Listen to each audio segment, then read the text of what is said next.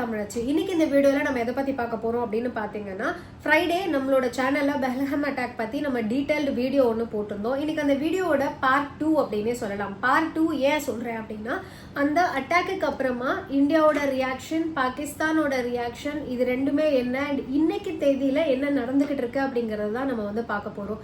ஏற்கனவே நம்மளோட வீடியோல நம்ம வந்து அந்த அட்டாக் நடந்த உடனே இந்தியா வந்து அந்த இண்டஸ் வேலி ட்ரீட்டி அப்படிங்கிற ஒரு ட்ரீட்டியை வந்து கேன்சல் பண்ணதும் நம்ம வந்து பார்த்தோம், சஸ்பெண்ட் பண்ணதும் நம்ம பார்த்தோம். சஸ்பெண்ட் ஆச்சு நாங்கள் இனிமேல் வந்து இந்த ட்ரீட்டியை மதிக்க போகிறதில்ல அப்படின்னு சொன்னதையும் நம்ம பார்த்தோம்.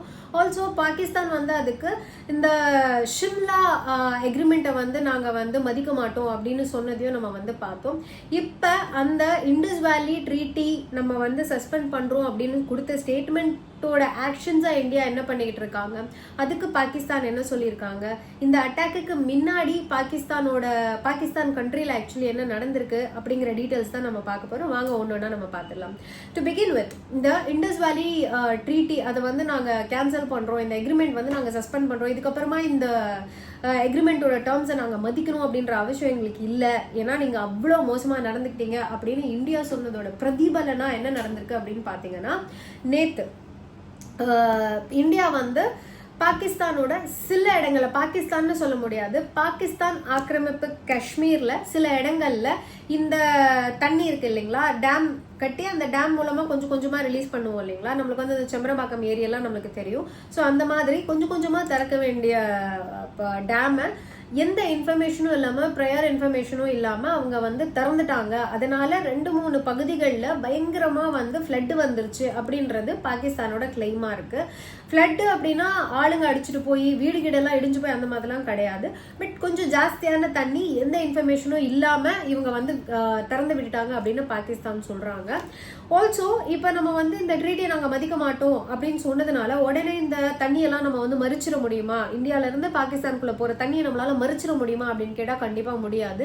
It take lot of time. நம்ம வந்து அந்த தண்ணியை மறிக்கிறதுக்கான டேம்ஸ் எல்லாம் கட்டுறதுக்கு, அதுக்கான இன்ஃப்ராஸ்ட்ரக்சர்ஸ் நம்ம வந்து உருவாக்குறதுக்கு நிறைய வருஷங்கள் ஆகும்.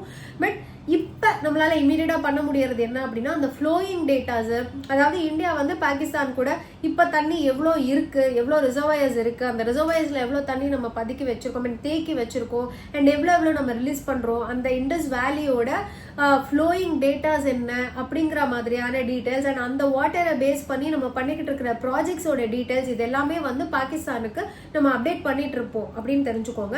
அண்ட் இப்போ இந்த ட்ரீட்டியை நாங்கள் மதிக்க மாட்டோம் அப்படின்னு சொன்னதுனால, சஸ்பெண்ட் நாங்கள் பண்றோம், உங்களோட அட்டாக்கோட பிரதிபலனா நீங்க அனுபவிக்க போறது இதுதான் அப்படின்னு நம்ம சொல்லியிருக்கோம் இல்லையா. இதனால நம்ம வந்து இமீடியட்டா அந்த வாட்டர் ஃப்ளோவை கட் பண்ண முடியலனாலும், all these datas that we are sharing, all these details that we are sharing and giving with them, அது வந்து இமீடியட்டா நம்மளால நிறுத்த முடியும். அதை வந்து நிறுத்த ஆரம்பிச்சிட்டாங்க அப்படின்னு தெரிஞ்சுக்கோங்க. இதுதான் இந்த ட்ரீட்டி சஸ்பென்ஷனோட பேஸ். ஆக்சுவலா பெரிய பெரிய டேம் கட்டி அதை ஸ்டாப் பண்றதுக்கு முன்னாடி நம்ம வந்து பண்ணக்கூடிய ரிஃப்ளெக்ஷன்ஸ் எல்லாம் என்ன, நம்ம சைட்ல இருந்து இன்னைக்கு இமீடியட்டா பண்ணக்கூடியதெல்லாம் என்ன அப்படின்னு பாத்தீங்கன்னா, இந்த மாதிரி நம்மளோட டேட்டாஸ், நம்மளோட ப்ராஜெக்ட் டீடைல்ஸ், அந்த இண்டஸ் வேலியை பேஸ் பண்ணி இருக்கிற எல்லா டீடைல்ஸ், எல்லா விஷயத்தையும் நம்ம வந்து ஷேர் பண்ணிக்காம இருக்க முடியும் அப்படின்னு தெரிஞ்சுக்கோங்க.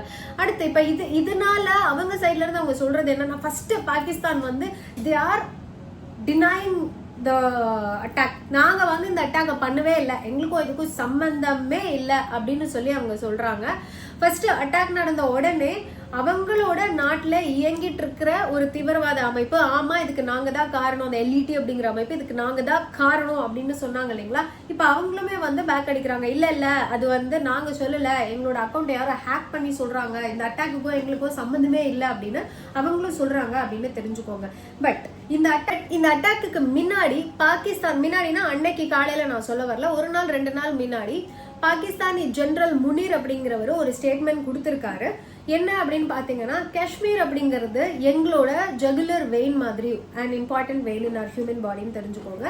ஸோ உயிர் நாடி மாதிரி, எங்களோட உயிர் நாடி தான் காஷ்மீர், அதை எங்க கிட்ட இருந்து உங்களால எடுத்துக்கவே முடியாது, அது வந்து எங்களோட பிளேஸ் அப்படிங்கிறத வந்து அவர் சொல்லியிருக்காரு. அது மட்டும் இல்லாமல் திஸ் இஸ் 2 டிஃப்ரெண்ட் நேஷன். இது வந்து ஒரு நேஷன் கிடையாது, இது ரெண்டு நேஷன் அண்ட் 2 மதம் சம்பந்தப்பட்டது. இதுல ஹிந்து முஸ்லிம்ஸ் அப்படின்னு சொல்லி நம்ம வந்து பார்க்கணுமே தவிர நாங்கெல்லாம் ஒரே நேஷன் அப்படின்னு 2 ரிலிஜன் இருக்கிறவங்க வந்து கிளைமே பண்ண முடியாது.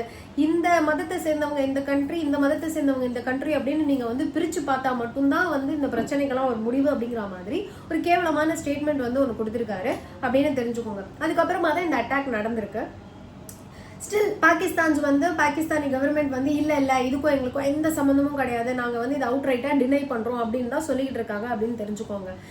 ஓகே, இப்ப இந்தியாவோட அடுத்த கட்ட நடவடிக்கைகள்லாம் என்ன அப்படின்னு பாத்தீங்கன்னா, நம்ம இந்தியாவில் வந்து ஆல் பார்ட்டிஸ் மீட்டிங்னு ஒரு மீட்டிங் நடந்திருக்கு. அதாவது எல்லா கட்சிகளையும் கூப்பிட்டு ஒரு மீட்டிங் ஒன்று நடத்தியிருக்காங்க. இப்போ நடந்திருக்கிற விஷயங்களை பற்றி பேசியிருக்காங்க. இதுக்கு இந்தியாவோட எல்லா கட்சிகளும் சேர்ந்து ஆதரவு கொடுத்துருக்காங்க அப்படின்னு தெரிஞ்சுக்கோங்க. இப்போ நம்மளோட இந்தியன் கவர்மெண்ட் என்ன ஆக்ஷன் எடுத்தாலும் அந்த ஆக்ஷனுக்கு நாங்கள் எல்லா கட்சிகளும் ஒரு மனதாக சம்மதிக்கிறோம் அண்ட் அந்த ஆக்ஷனுக்கு நாங்கள் வந்து துணை நிற்கிறோம் அப்படின்னு சொல்லியிருக்காங்க. நெக்ஸ்ட் இந்தியாவில் என்ன நடந்திருக்கு அப்படின்னு பார்த்தீங்கன்னா, எல்லா ஸ்டேட்டோட சிஎம்க்கும் எல்லா ஸ்டேட்ல இருக்கிற பாகிஸ்தானிஸை வந்து இமீடியட்டா வெளியேற்றணும் அப்படின்னு சொல்லி ஒரு ரெக்வெஸ்ட் கொடுத்துருக்காங்க, ஆர்டருமே கொடுத்துருக்காங்க அப்படின்னு சொல்லலாம். அதுக்கு உங்களுக்கு டேட்ஸ்மே கொடுத்துருக்காங்க. ஏப்ரல் 29ஆம் தேதி தான் கடைசி நாள் அப்படின்னு தெரிஞ்சுக்கோங்க. அந்த ஏப்ரல் 29ஆம் தேதி கூட மெடிக்கல் வீசா வச்சிருக்கிறவங்களுக்கு தான். அது இல்லாம 12 வகையான வீசா இருக்கு நம்மளோட இந்தியாக்குள்ள வர்றதுக்கு. On arrival visa, film visa, student visa, tourist visa, அப்புறம் பில்கிரிம் வீசா, இந்த மாதிரி டிஃப்ரெண்ட் டைப்ஸ் ஆஃப் வீசா இருக்கு. 12 டைப்ஸ் ஆஃப் வீசாஸ் இருக்கு. இந்த மாதிரி எந்த வீசால இருந்தாலும் 28ஆம் தேதிக்குள்ள போயிடணும். 26ல இருந்து 28க்குள்ள போயிடணும். 29 வந்து இந்த மெடிக்கல் வீசா வச்சிருக்கிறவங்களுக்கு 29ஆம் தேதி வரைக்கும் டைம் இருக்கு அப்படின்னு சொல்லியிருக்காங்க. விச் மீன்ஸ் நாளையோடு எல்லா பாகிஸ்தானிஸும் இந்தியால இருந்து கண்டிப்பா கிளம்பியே ஆகணும். அண்ட் இன்னைக்கு வந்து நியூஸ் என்ன அப்படின்னு பாத்தீங்கன்னா, இந்தியால இருந்து கிளம்புறதுக்கு டினை பண்ற, அதாவது பாகிஸ்தானி வீசா வாங்கிட்டு வந்திருக்கிற பாகிஸ்தானி இந்தியால இருந்து போறதுக்கு மறுக்கிறாங்க, டினை பண்றாங்க அப்படிங்கிற பட்சத்துல அவங்களுக்கு 3 வருஷம் சிறை தண்டனையும் 3 லட்சம் வரைக்கும் ஃபைனும் விதிக்கப்படும் தெரிஞ்சுக்கோங்க. இல்ல இது ரெண்டுத்தையுமே சேர்த்து கொடுப்பாங்க. either 3 years of imprisonment or 3 lakhs rupees fine or both. இந்த மாதிரியான தண்டனைகள் வழங்கப்படும். நீங்க வந்து வீசா கேன்சல் பண்ணியாச்சும், உங்களோட வீசா கேன்சல் பண்ணதுக்கு அப்புறமா நீங்க இங்க இருக்கீங்க அப்படின்னு தெரிஞ்சுக்கோங்க. ஸோ இது ஸ்ட்ரிக்டாக ஃபாலோ பண்ண சொல்லி எல்லா ஸ்டேட்டோட கவர்மெண்ட்டுக்கும் நம்மளோட சென்ட்ரல் கவர்மெண்ட் வந்து ஆர்டர் போட்டிருக்காங்க அப்படின்னு தெரிஞ்சுக்கோங்க. அண்ட் இதுக்குமே அவங்க சைட்ல இருந்து வந்து இல்லை அப்படின்னு சொல்லிட்டு இருந்தாலும் அவங்க பார்டர்ஸ்ல சின்ன அட்டாக்ஸ் வந்து நடத்த ஆரம்பிச்சிருக்காங்க அப்படின்னு தெரிஞ்சுக்கோங்க. டெய்லி இந்த மாதிரி அட்டாக்ஸ் ஆசின் பெரிய வார் உருவாக்குற மாதிரி கிடையாது. எப்பவுமே இந்த நம்மளுக்கு வந்து பார்டர்ல வந்து ஒரு பகை மூண்டுகிட்டே இருக்கும் இல்லைங்களா, அந்த மாதிரியான ஒரு சிச்சுவேஷன் இப்போ கொஞ்சம் கை கலப்பு வரைக்கும் போயிருக்கு அப்படிங்கறத தெரிஞ்சுக்கோங்க. இது தினம்தோறும் நடக்குது. இதுக்கு நடுவில் என்ன ஆகுது அப்படின்னு பாத்தீங்கன்னா, அவங்க சைட்ல இருந்து அவங்களோட மினிஸ்டர் வந்து என்ன பேசுறாரு அப்படின்னு பாத்தீங்கன்னா, எங்க கிட்ட வந்து அணு ஆயுதங்கள் இருக்கு, நாங்க ஒரு அணு ஆயுதத்தை இறக்குனா என்ன ஆகும்னு உங்களுக்கு தெரியும்ல, எங்க கிட்ட 130 அணு ஆயுதம் இருக்கு அப்படின்னு சொல்லி அவர் ஒரு ஸ்டேட்மெண்ட் கொடுத்திருக்காரு. அண்ட் அவங்களோட ஆர்மி ஃபோர்ஸையும் நம்மளோட ஆர்மி ஃபோர்ஸையும் கம்பேர் பண்ணும்போது இட் இஸ் லைக் அன்கம்பேரபிள். நம்மளோட ஆர்மியோட வெயிட்டேஜ், நம்ம கிட்ட இருக்கிற வெப்பன்ஸ் எல்லாமே. ஸோ அவர் அந்த மாதிரி ஒரு ஸ்டேட்மெண்ட் கொடுத்துருக்கிறது இது இன்னொரு விதமான ஒரு தப்பான ஸ்டேட்மெண்ட், ட்ரிகரிங்கான ஸ்டேட்மெண்ட் அப்படின்னு தெரிஞ்சுக்கோங்க. எனக்கு வந்து சம்மந்தமே இல்லாத ஒரு விஷயத்துக்காக நான் ட்ரிகர் ஆக வேண்டிய அவசியம் இல்லை.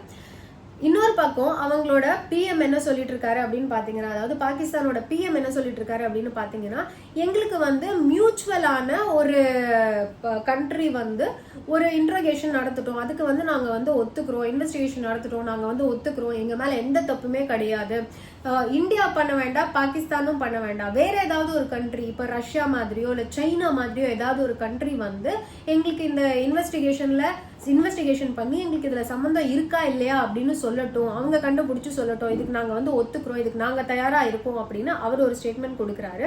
வேற அவங்களோட ஆர்மி சீஃப் என்ன கொடுக்குறாரு அப்படின்னு பாத்தீங்கன்னா, இந்தியா என்ன தாக்குதல் பண்ணாலும் அதுக்கு வந்து நாங்க கவுண்டர் அட்டாக் பண்றதுக்கு ரெடியா இருக்கோம், எங்ககிட்ட இத்தனை அணு ஆயுதம் இருக்கு அப்படிங்கிற ஸ்டேட்மெண்ட்டையும் அவங்க கொடுத்துட்டு இருக்காங்க அப்படின்னு தெரிஞ்சுக்கோங்க.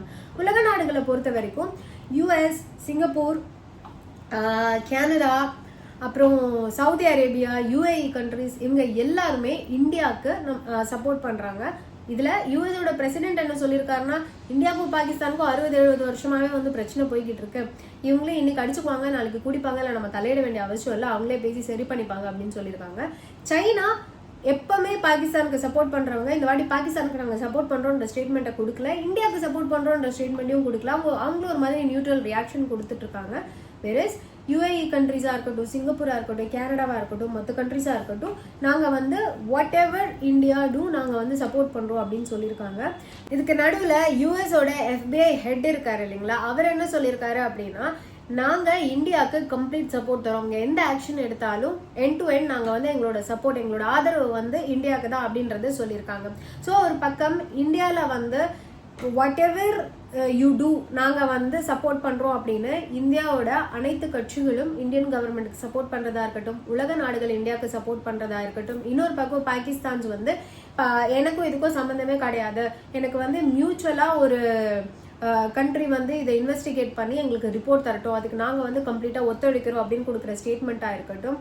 ஆல்சோ இந்த மாதிரி தீவிரவாத அமைப்புகள் வந்து நீங்கள் தான் உங்கள் நாட்டில் தான் நிறையா இருக்குது, அதனால தான் நீங்கள் வந்து இந்த மாதிரி நிறைய விஷயங்களை ஃபேஸ் பண்ணுறீங்க, இது நீங்கள் பண்ணது தான் அப்படிங்கிறதோட சந்தேகமும் அண்ட் அதோட ஊர்ஜிதமும் வர்றதுக்கு காரணமே உங்கள் கிட்ட இருக்கிற தீவிரவாத அமைப்புகள் தான் அப்படின்றத வந்து ஒரு ரிப்போர்ட்டர் கேட்டதுக்கு அவங்களோட டிஃபென்ஸ் மினிஸ்டர் சொன்ன பதில், இந்த மாதிரியான டர்ட்டி ஒர்க் வந்து நாங்கள் யூஎஸ்க்காகவோ யூகேக்காகவோ இல்லை மற்ற உலக நாடுகளுக்காகவோ நாங்கள் வந்து வருஷமாக பல வருடங்களாக பண்ணிக்கிட்டு தான் இருக்கோம். டர்ட்டி ஒர்க்கர்ஸ் இந்த டெரரிஸ்ட் ட்ரைனிங் கொடுக்கறதா இருக்கட்டும், டெரரிஸ்ட் குரூப்க்கு ஃபண்ட் பண்ணுறதா இருக்கட்டும், இந்த மாதிரி எல்லா விஷயமும் நாங்கள் யூஎஸ்க்காகவும் யூகேக்காகவும் தான் பண்ணிக்கிட்டு இருக்கோம். அண்ட் இந்த மாதிரி சைனாக்காகவும் இந்த மாதிரி மற்ற உலக நாடுகளுக்காகவும் தான் பண்ணிக்கிட்டு இருக்கோம். சைனா அப்படிங்கிற வேர்டு அவர் ஸ்பெசிஃபிக்காக சொல்லலை, எட் யூகே ஒரு வெஸ்டர்ன் கண்ட்ரிஸ் அப்படிங்கிறத அவர் வந்து பதிவு பண்ணியிருக்காரு அப்படின்னு தெரிஞ்சுக்கோங்க. ஸோ வெஸ்டர்ன் கண்ட்ரிஸ்னால் யார் யார் அப்படிங்கிறது நம்மளுக்கே தெரியும். ஸோ இந்த மாதிரி எங்ககிட்ட டெரர் குரூப்ஸ் இருக்குது அப்படிங்கிறது அது அவர் கம்ப்ளீட்டாக டினையும் பண்ணலை அப்படிங்கிறது இங்கே நம்ம நோட் பண்ணணும். ஸோ இந்த வீடியோவில் நம்ம வந்து இந்தியா என்னென்ன ரியாக்ட் பண்ணியிருக்காங்க, அதுக்கான கவுண்டர் ரியாக்ஷன் பாகிஸ்தான் கிட்டேருந்து என்ன நடந்துக்கிட்டு இருக்கு, இந்தியாவில் இருக்கிற பாகிஸ்தானிஸோட நிலைமை இன்னைக்கு என்ன அப்படிங்கிற விஷயம், இது எல்லாமே வந்து இந்த வீடியோ நம்ம டீட்டெயிலாக பார்த்தோம். ஆல்சோ இன்னைக்கு இந்த அட்டாக் நடந்திருக்கு இல்லைங்களா, ஏப்ரல் 22 இந்த அட்டாக் நடந்துச்சு, அதில் 26 பேர் செத்துட்டாங்க. இந்த அட்டாக் பண்ணவங்க என்ன ஆனாங்க அப்படின்னு கேட்டால், அந்த அட்டாக் பண்ணவங்கள இன்னைக்கு வரைக்கும் நம்மளால கண்டுபிடிக்க முடியல. அண்ட் அதோட தேடுதல் வந்து நடந்துகிட்டே இருக்கு. இதுக்காக தனிப்படையெல்லாம் வந்து ஆர்மியிலேருந்து அமைச்சு தேடிக்கிட்டு தான் இருக்காங்க. அன்னைக்கு அந்த வீடியோவில் நான் போடும்போதே உங்களுக்கு சொல்லியிருந்தேன், அந்த இடத்த சுற்றி வந்து அடர்ந்த காடுகள், அண்ட் அந்த காடுக்குள்ள இருந்து தான் ஃபர்ஸ்ட் ஃபயரிங்கே ஆரம்பிச்சாங்க. அதுக்கப்புறமா தான் மனுஷங்க ரேண்டமாக சுடப்பட்டது, அதுக்கப்புறமா தான் மனுஷங்க மேலே வந்து இந்த தாக்குதலே நடந்துச்சு. ஸோ எங்கிருந்து இந்த மாதிரி தாக்குதல் வருது அப்படின்னு கண்டுபிடிக்க முடியாத அளவுக்கு திக் ஃபாரஸ்ட், அண்ட் அந்த தாக்குதலை நடத்திட்டு அவங்க ஃப்ராக்ஷன் ஆஃப் செகண்ட்ல தப்பிச்சும் போயிட்டாங்க.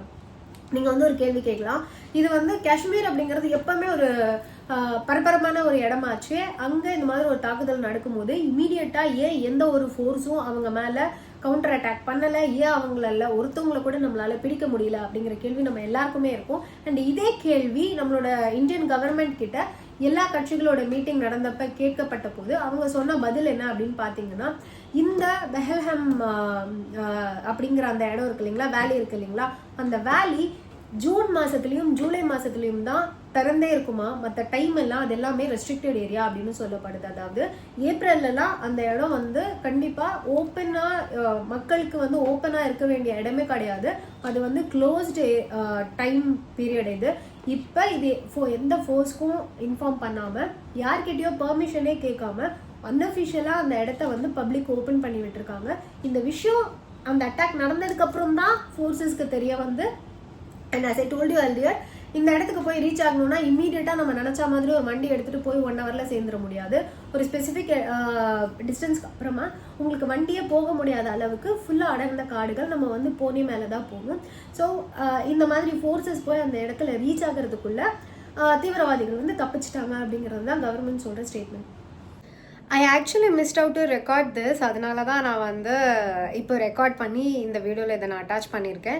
There is also a news saying பாகிஸ்தானோட ஆர்மி ஃபோர்ஸில் இருக்கிற நிறைய ஆஃபீஸர்ஸ் வந்து பல்காக ரிசைன் பண்ணுறாங்க அப்படிங்கிற மாதிரியும், அதனால் அவங்களோட chief general mister Malik Mahmood அப்படிங்கிறவர் ஒரு அட்வைசரி ரிலீஸ் பண்ணியிருக்காரு April 26th மென்ஷனிங் இப்போ தான் வந்து பாகிஸ்தான் ஆர்மி ஃபோர்ஸஸில் இருக்கிறவங்க அவங்களோட லாயல்ட்டியை காட்டணும் அப்படின்னு சொல்கிற மாதிரி ஒரு அட்வைசரி வந்து ரிலீஸ் ஆயிருக்கு அப்படிங்கிறத வந்து நம்மளால மீடியாஸில் பார்க்க முடியுது. பட் இது எவ்வளோ தூரம் ஆத்தென்டிகேட்டட் அப்படிங்கிறது வந்து இப்போ வரைக்கும் பாகிஸ்தான் கவர்மெண்ட்டாலேயோ இல்லை எந்த ஒரு கவர்மெண்ட் அஃபேர்ஸாலேயோ வந்து கன்ஃபார்ம் பண்ணப்படலை அப்படின்றதையும் சொல்லிக்கிறோம்.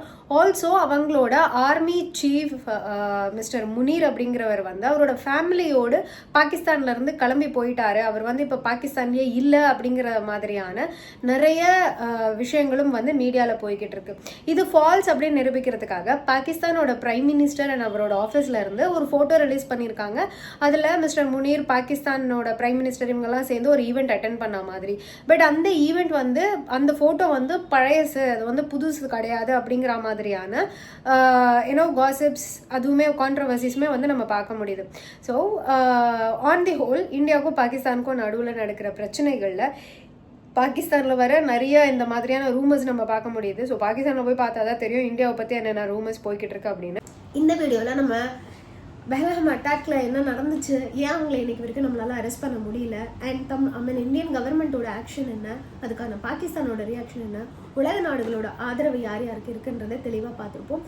அண்ட் இந்த வீடியோவை நீங்கள் உங்களோட ஃப்ரெண்ட்ஸ் ஃபேமிலிஸ்க்கு வந்து ஷேர் பண்ணிக்கோங்க. இந்த வீடியோ உங்களோட ஃப்ரெண்ட்ஸ் ஃபேமிலிஸ்க்கு வந்து இங்கே ஷேர் பண்ணிக்கோங்க. ஸோ தட் இந்தியாவில் என்ன நடந்துகிட்டு இருக்கு, காஷ்மீரில் எனக்கு என்ன நடந்துகிட்டு இருக்கு, பாகிஸ்தானில் என்ன நடந்துட்டு இருக்கு, இந்த டீட்டெயில்ஸ் வந்து நம்மளுக்கு தெரியும். இதே மாதிரி இன்ஃபர்மேட்டிவாக இன்னொரு வீடியோவில் நான் வந்து உங்களை பார்க்குறேன். அது வரைக்கும் have a great day amigos. வாழ்க தமிழ், வளர்க பாருங்க. சாயா தமிழாச்சு.